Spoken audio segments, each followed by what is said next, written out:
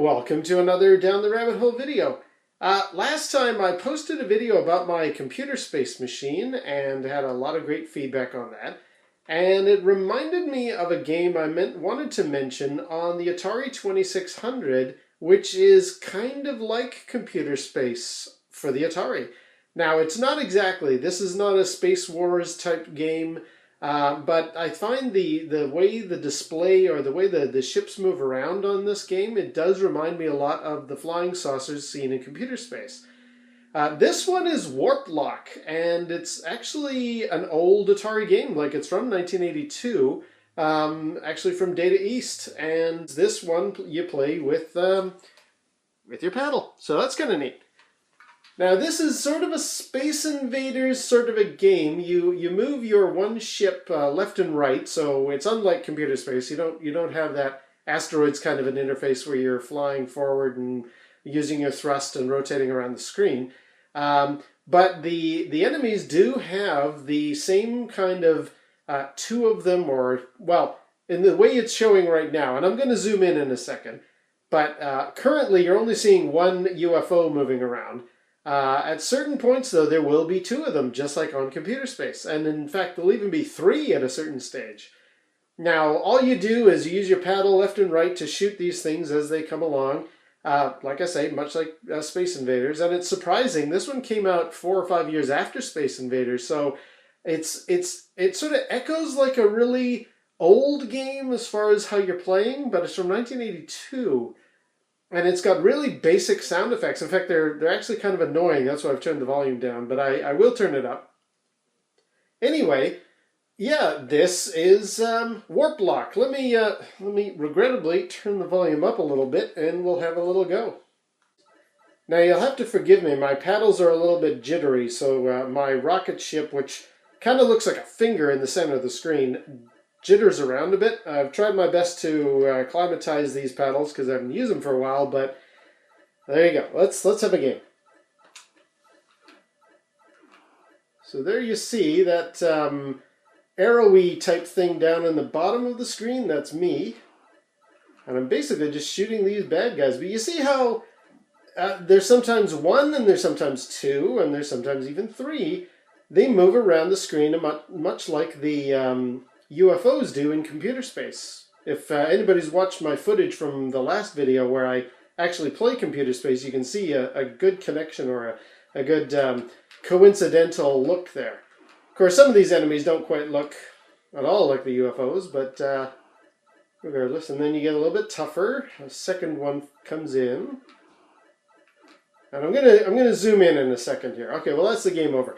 Let me zoom in now and show you what full game of Warplock really looks like. But I thought I'd set it beside computer space because I do find this has a lot of similarity to that game. Anyway, let me zoom in here, and unfortunately I'm going to be turning the sound up even more so you can hear how it's really not very pleasant to listen to. So unfortunately, this is how the game sounds normally. It's got this repeating kind of a chirp sound. Just goes over and over and over again. And as I play, it will increase in speed as I get to the higher levels.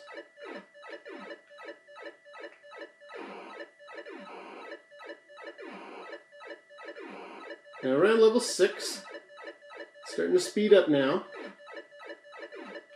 And at level 6, that's when that secondary ship appears.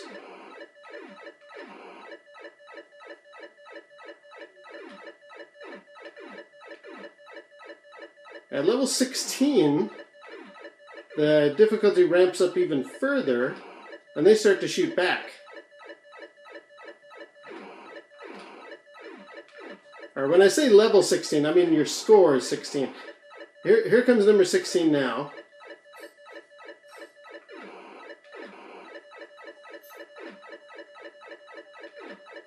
You're starting to shoot now. Oh, I'm dead. That's the other thing I was about to say. It's not that there are level 16 or wave 16. You only have one life, so when you're dead, you're dead. That's game over. I don't have a second life to try. But let me do another one here.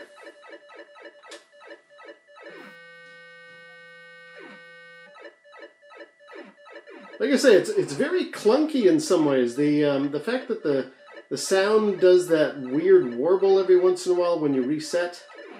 The very basic gameplay, I mean, it almost appears like an old game, much like Computer Space is, but it's from 1982. It's fairly well into the Atari 2600's lifespan.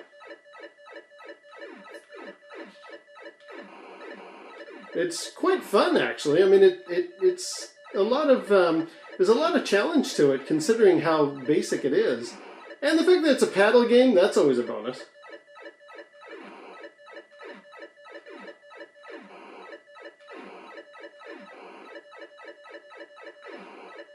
I can't tell if there's much beyond about level 20. That's where I die.